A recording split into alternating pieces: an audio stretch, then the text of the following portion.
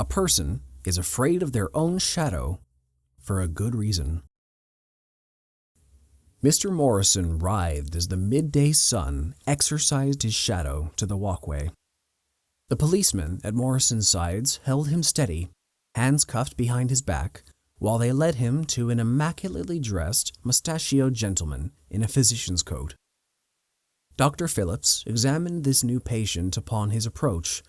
He was tall, muscular, carried himself with poise, and stared unwaveringly into Phillips's eyes. These magnificent emerald irises with predatory focus were all Phillips could see of Morrison, whose pinstriped uniform abnormally included a mask and gloves. Phillips met and matched Morrison's gaze. The moment lingered until Morrison walked into the sanitarium's shadow, wherein his writhing stopped abruptly. Phillips shuddered to witness Morrison's demon return to its host, and the doctor, in that moment, watched those emerald eyes alight. A stern feminine voice addressed Phillips. "I should hope your hospital is in less shambles than your front entrance. My son was promised to receive the best of care." Phillips suppressed a prideful outburst towards this slander and forced a smile at this elegant yet sour-faced woman. "I can assure you, Mrs. Morrison, that Cranston Sanitarium is the best institution of its kind in the state." Her eyes pierced through Phillips with the same hue and intensity as her son's. "What will it take to ensure William is well seen to?"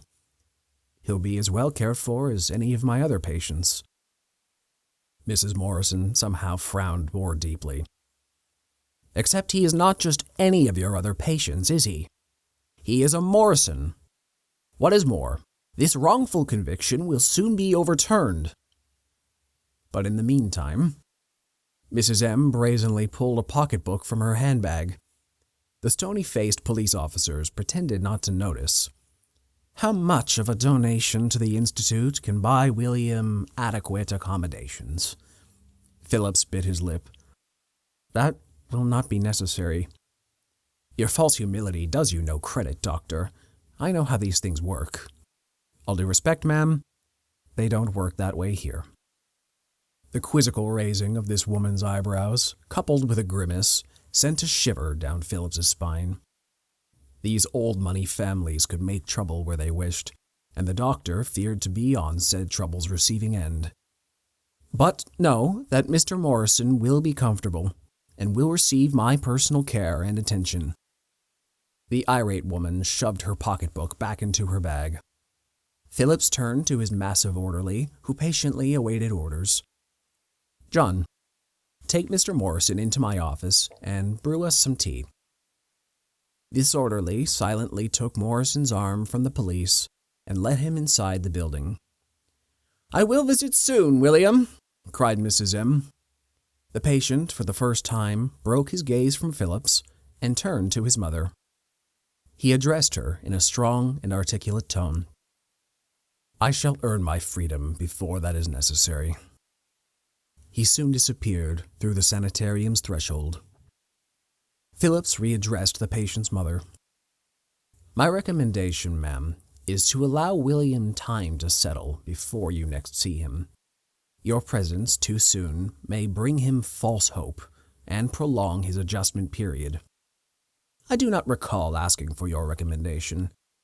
You may practice medicine, but you are first and foremost a jailer who is holding my son against his will, by the tight case of a district attorney and the indictment of an unbiased jury. The reputations of these sanitariums precede them. Should William be harmed here, I shall find you personally responsible. Are we clear?" Phillips's fake smile dropped. "If you'll excuse me, I have a patient to whom I must attend. Good day, Mrs. Morrison." Phillips didn't give her the chance to respond before he turned about-face to enter the building in which he answered to no one. Phillips found John and Mr. Morrison in his dim, lamp-lit office. "Remove that face covering and unlock those handcuffs." John did as he was ordered. Phillips examined Morrison's face. He looked to be in his late 30s, the same as Phillips.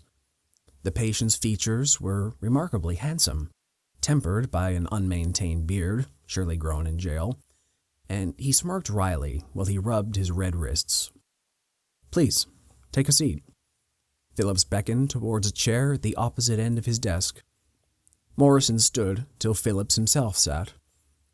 John set the tea between them, then slinked to the corner nearby a curtain.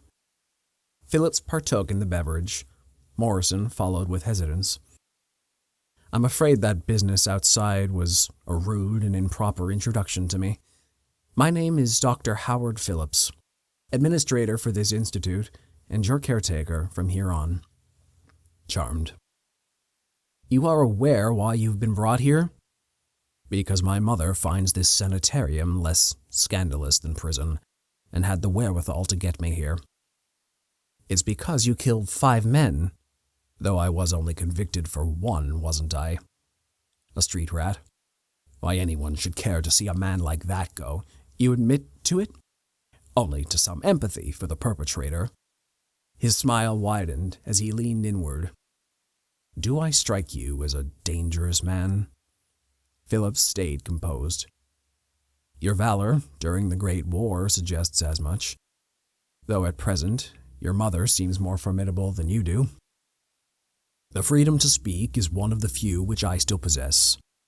Fighting you over comfortable quarters is her battle, not mine.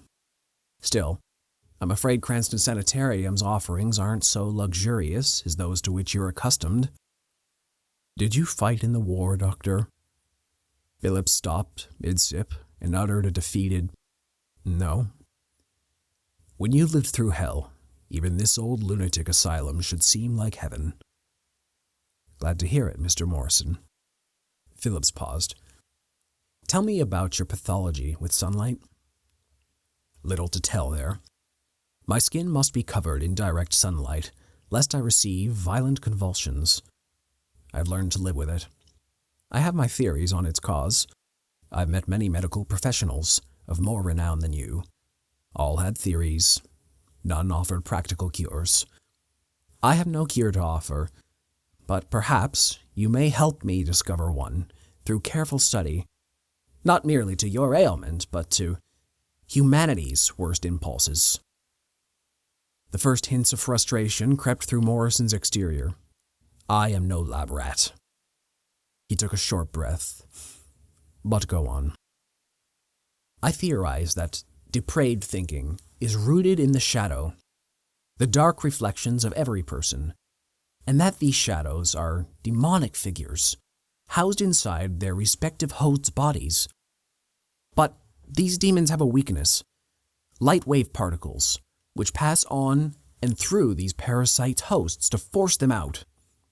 Hence why we humans are most evil in the absence of light. It's when we and our shadows are one." "It is well you already spend your days in an asylum, Doctor. But what has this to do with me?" Phillips stood and turned to face the curtained window behind his desk. "I will study your shadow. Then I will learn how to destroy it." Preposterous. "I'll grant you this, Mr. Morrison. You're more gentlemanly than I anticipated. You play sane convincingly well. But let's see if you're so smug when detached from your demon. John, now!" Phillips and John speedily flung open the curtains and panes of their respective windows to let sunlight's full exposure bathe the room. Morrison's pupils dilated as the wave particles hit them.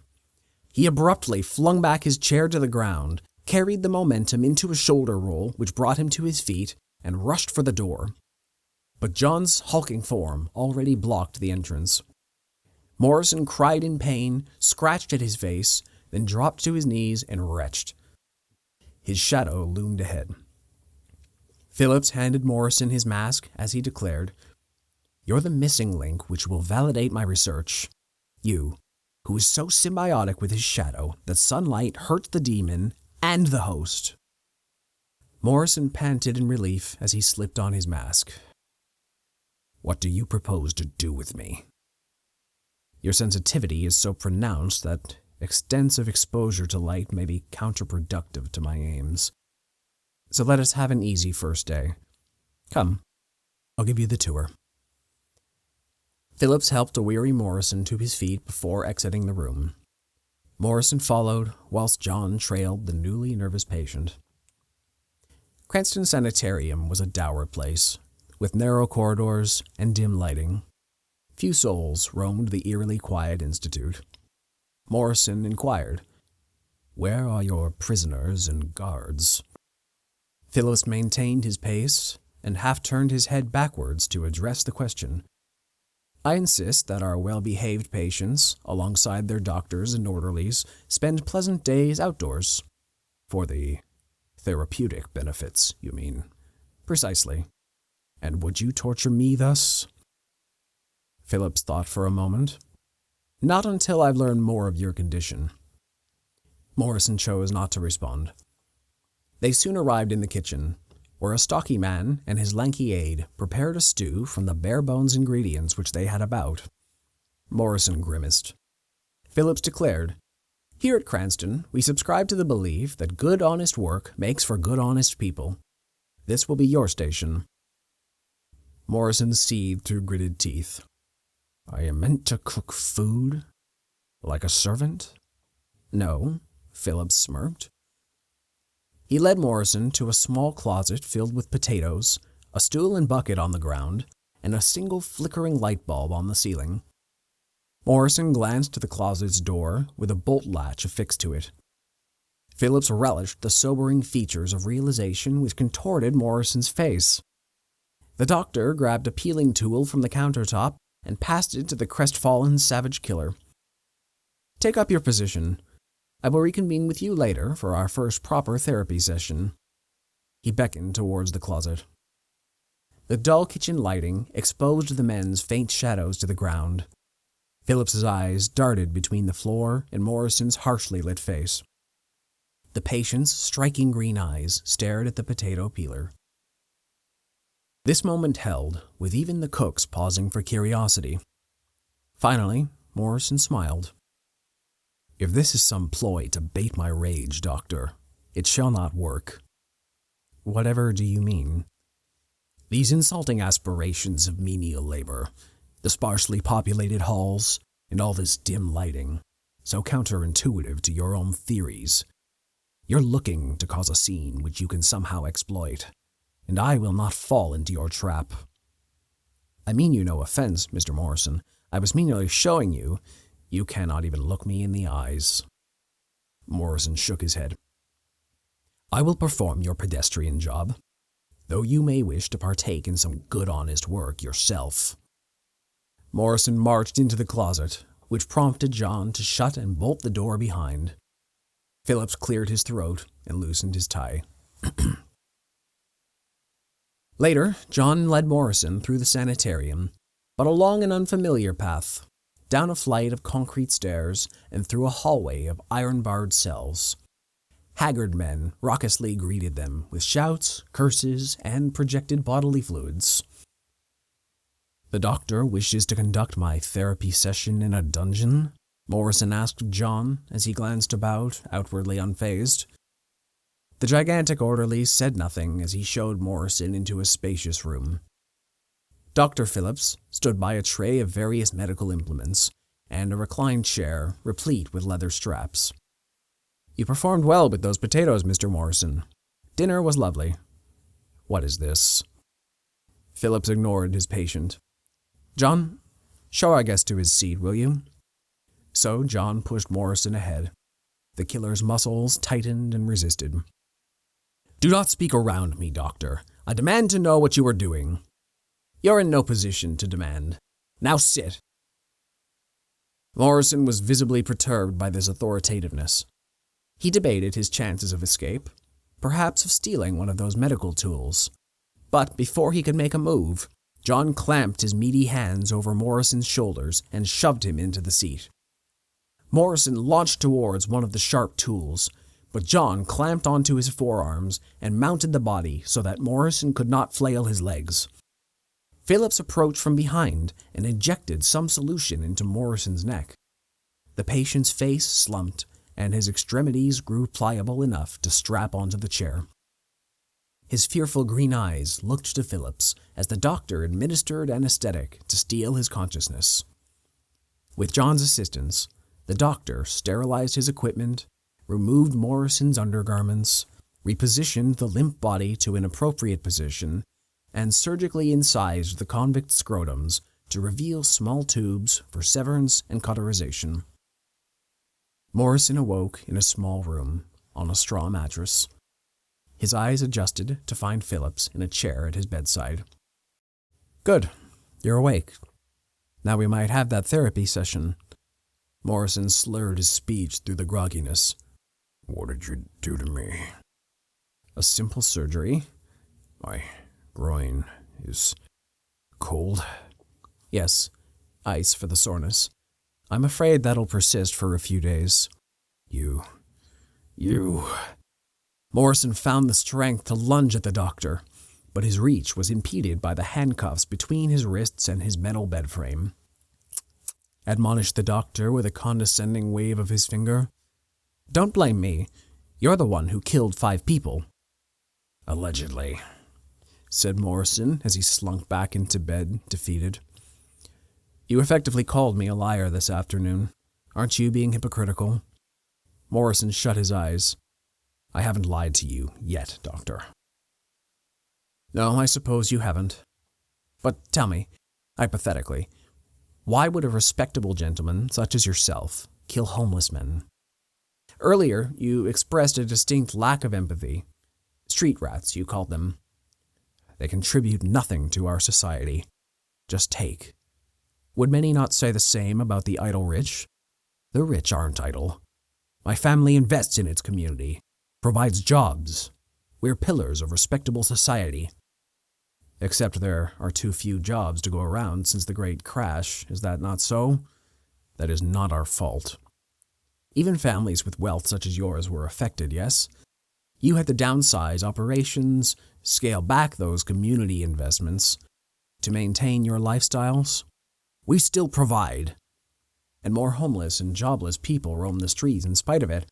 Do you truly believe it is all their fault, Mr. Morrison? They drain our resources.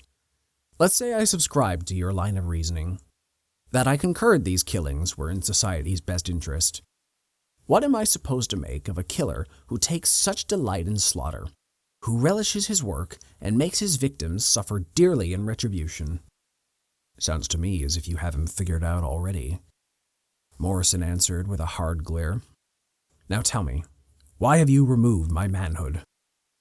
You will find your life much the same as it was before, though you, and by extension your shadow, will never propagate. I thought you meant to cure me. I do, but I need certain assurances. In case you fail, I will not. But I can't make headway until you show me your demon, Mr. Morrison. The patient considered these words, then replied, What demon you expect to see is not meant for you, Doctor. It is there, then, just beneath the surface. It's your conscious pathology which keeps it contained, targeted. Once we crack that, we might begin to make some progress. You are not my enemy, despite what you have done to me today, though you are an idealistic, delusional fool.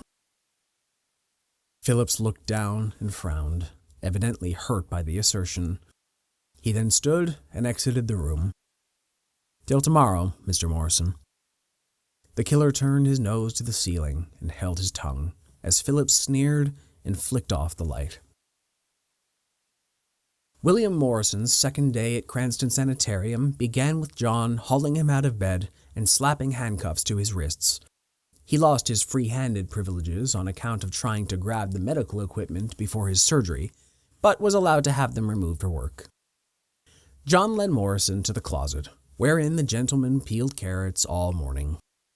After lunch, the orderly replaced Morrison's bracelets and led him outside to enjoy a lovely overcast day. No other prisoners were in the yard.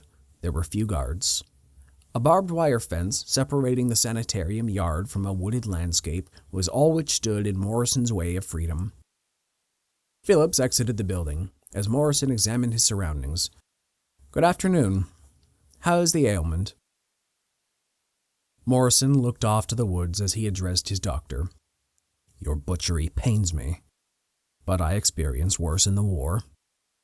He then made eye contact with Phillips. "I am beginning to think you favor me. You monopolize my social time. Is there anyone else with whom you'd care to speak?"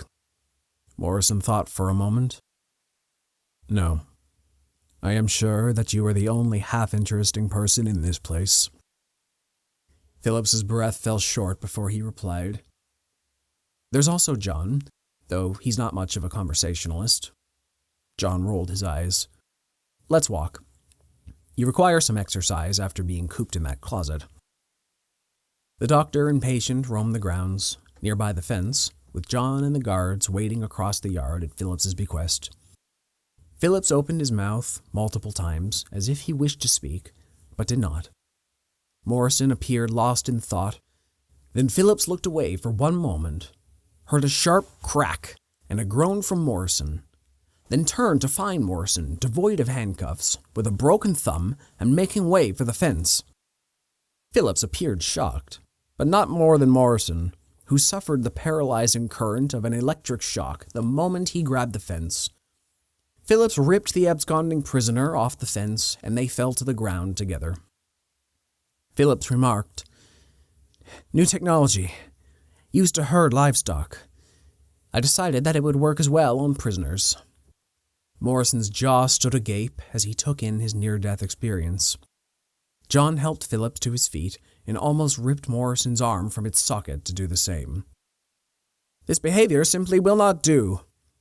After I treat your thumbs, I'm confining you indoors indefinitely and revoking all privileges for the foreseeable future." Morrison stood dumbfounded in front of Phillips, John, and the guards. He took a sharp breath and declared at Phillips in almost a murmur, "You planned this, with witnesses and all to make your story believable." Dr. Phillips feigned confusion as guards dragged Morrison to the infirmary. Morrison was returned to the dungeon without incident, as it appeared he lacked the will to fight further today. Phillips would attempt to remedy that. John strapped Morrison back to the reclined chair, and Phillips wheeled over his cart, the tray of surgical equipment replaced by a large, dial-laden box. "What will you do to me now?" Morrison frightfully inquired. "Something akin to what you brought upon yourself this morning." Phillips smiled in jest, but received a blank reaction. He continued as he grabbed a headset, wired to the box, and fastened it to Morrison's temples. "An experimental new procedure from Italy. The goal is to fire your neurons such that the box in which your demon lives will be forcibly unlocked." Morrison's handsome green eyes pleaded for mercy. "Full disclosure, I've only heard of its effects in theory, but I have faith it will produce worthwhile results." Morrison sucked in a sharp breath and resolutely stared at the ceiling. "On with your torture, then." "Treatment," corrected Phillips, as he placed a wooden bite block into Morrison's mouth, set the dials, and sent the current coursing into Morrison's head. The patient's muscles stiffened, his eyes widened, and his whole body convulsed. Phillips counted the seconds on his pocket watch till he saw fit to flick off the machine. During this procedure, John wheeled over what appeared to be a spotlight and pointed it directly at Morrison. He passed Phillips a welding helmet, then donned one himself. "How do you feel, Mr. Morrison?" asked Phillips, while he pried and pinned open the patient's eyes. Morrison spit out the bite block and declared through gritted teeth, "I am going to kill you." "Exactly what I'd hoped you'd say. John?" Phillips closed his visor as John activated the carbon arc lamp. A beacon of light and sparks erupted forth from the machine, coating each uncovered nook of this underground room ahead of the lens in manufactured daylight and heat. Morrison screamed as the wave particles bounced off and through his skin. His pitch-black shadow hit the back of the chair. Phillips spoke up over the lamp's buzzing and Morrison's cries of pain. "The eyes are the window to the soul. Let in the light and be cleansed." Morrison's exposed skin turned to red and broke into blisters, and vomit fell to his shirt between his deadened shouts. John powered down the lamp while Phillips examined Morrison. Well, his shadow is still present, as I expected, although it may be weakened. When John unstrapped Morrison, the patient slipped through the orderly's grasp to tackle his doctor. He landed 2 solid blows to Phillips's face, then drew back his bloodied fist for a third before John wrenched him away. Phillips stood, smiled, and dabbed the liquid red from his nose with a white handkerchief. The doctor mumbled to himself. Note, the subject's theory constitutes a desperate response on the Shadow's behalf. Treatment should be attempted thus for weeks remainder. He raised his voice to address his prisoner. You'll be receiving more scarce meals from herein to reduce that vigor. Also, I'm pleased to finally make your true acquaintance, Mr. Morrison. Phillips left the room while John led his charge to its opposite end. There hung iron manacles and a chain collar bolted to the stone walls, which John soon fashioned to Morrison's wrists and neck. Doctor, I will kill you! Morrison yelled, hoping that Phillips could still hear him. He could, and Phillips, despite his dominance, felt a pang of fear. So the treatments continued, once per day, with an added step. Following 1 dose of light therapy through the eyes, Morrison's head would be dunked into a barrel of water and held till he almost drowned, with the spotlight shining behind Morrison, emanate his shadow into the barrel. Dr. Phillips recalled some biblical line about demons thriving in waterless places, so he saw fit to incorporate an element of that ancient wisdom to his care. And these treatments showed promising results. Morrison's desire for violence lessened by the session, as did his curses, his shadow's strength of will for depravity slowly eroding. Phillips knew, however, that these tests were inconclusive. The change in Morrison's character might just as well derive from poor physical stamina as it did from a change in spirit. But a control test proved impossible, once Morrison slipped into a coma from a layered list of traumas. There was the pneumonia, which attacked his lungs from his water treatments and living conditions, in addition to his skin, so rash-spotted and inflamed that each movement was surely an agony. Some of his ECT sessions resulted in minor bone fractures from the convulsions, and there was the unfortunate case of his burgeoning cataracts from the light therapy. Yes, Morrison suffered, but he bore it with dignity, for the good of humankind. Life went on at Cranston Sanitarium, much as it did before Mr. Morrison. Phillips attended to his swath of other patients with his generally coddling approach. Most of those folks were a greater harm to themselves than to others. They would just fail to coexist in society. Though there were other sadists, none were quite so good for company as Mr. Morrison had been. Their conversations were mundanely grotesque, and their eyes lacked the same spark. Meanwhile, Morrison's body recovered in the infirmary, chained to a bed with a privacy curtain surrounding him. Phillips sat by his bedside daily. He yearned to rescue this little briar rose. Though that was impossible, he occasionally held the prisoner's hand, as if some warmth might jolt the killer from his slumber. Morrison stayed in his coma for so long that his surface wounds largely healed, and Phillips finally allowed his mother permission to visit. She'd fought to be admitted for the length of Morrison's incarceration, always barred by Phillips with some excuse or other. Yet, now that she was allowed entry, she was absent from the region, on some mission against Phillips's institute, no doubt. Though she was set to arrive within a few days, and, as if in advance warning of her visit, came a mighty rainstorm which battered the sanitarium with merciless fury.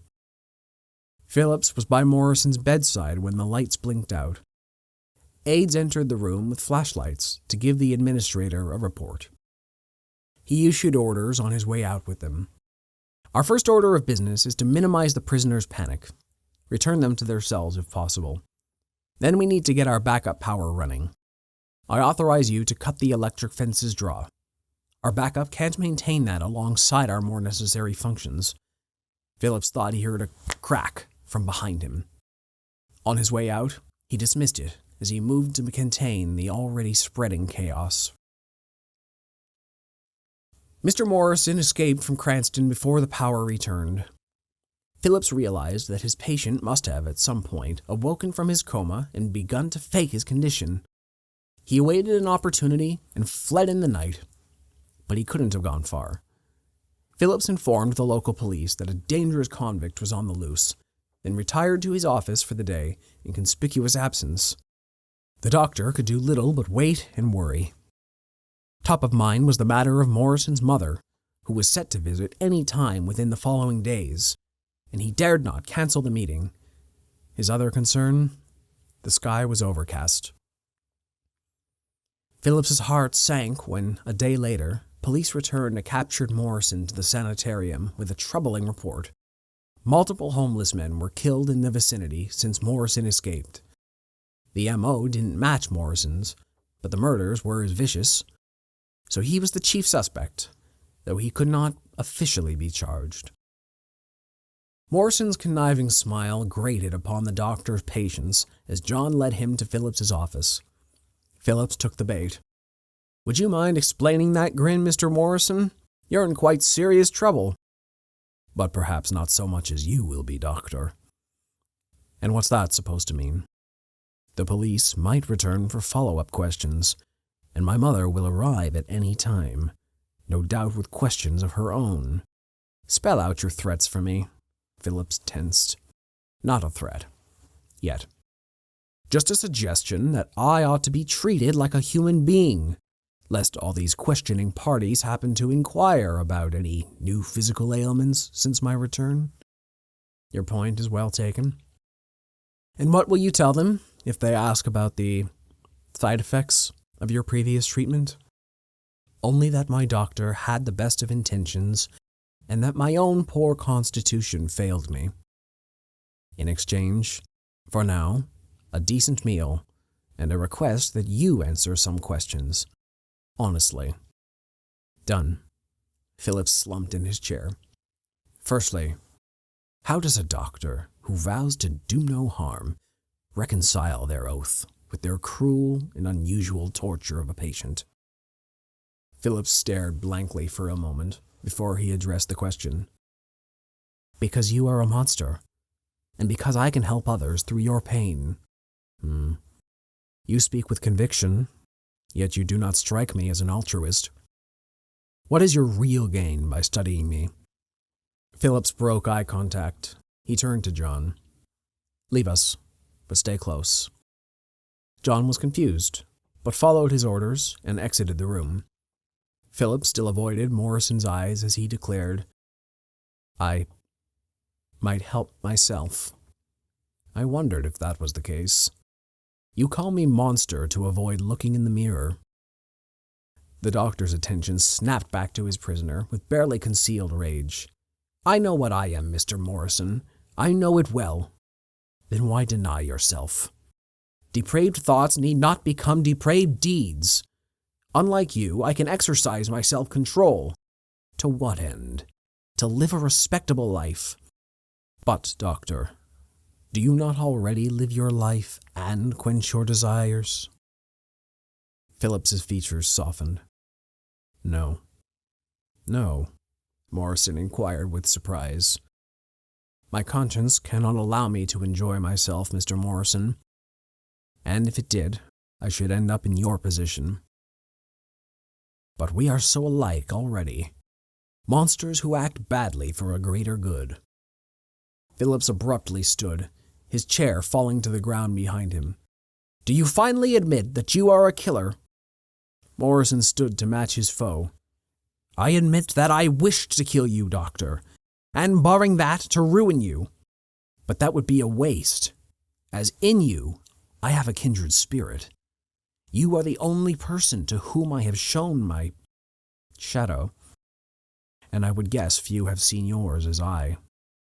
We seem to understand one another, and so long as you treat me well, I believe I would enjoy your captivity above that of others, if it must be so. But you must understand your miscalculations. Our shadows cannot be killed, because they are not some foreign demon which resides within us. They are you. They are I. They are us all." You will not be content here. You will try to escape again, and you will kill. Your shadow will never be sated. Neither will yours. That is the fun of it. A lifetime of mutual misery for us both. But we might still find contentment. What say you? I say. Phillips looked from Morrison to a trail of noonday sunlight beating through his blinds. I say, let us be cleansed. Together. John! The orderly returned to the office. Morrison's confidence drained. Take Mr. Morrison outside.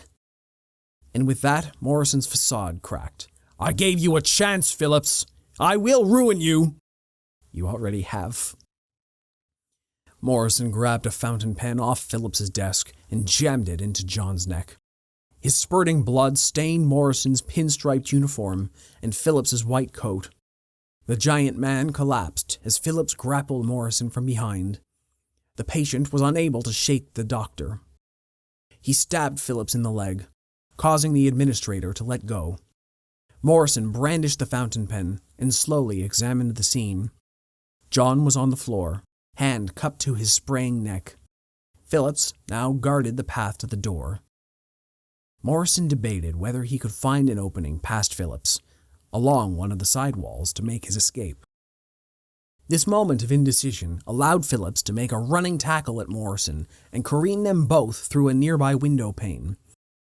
They landed together in a bed of roses, 1 story down, with Morrison taking the brunt of the fall. But Phillips landed abdomen first onto the outstretched fountain pen in Morrison's hand. Adrenaline spurred the doctor on, while the killer regained his bearings from a probable concussion. Phillips tore into Morrison's clothes, ripping them apart till the convict was naked, pale skin painted with Phillips's blood. The doctor stripped his own garments before he dragged a half-conscious Morrison into direct sunlight and spread himself on the ground next to his patient. Their eyes and bodies absorbing the natural light, their shadows converged. Morrison's body swelled with hives as he gasped for breath and writhed in pain. This was his fastest ever observed physical reaction.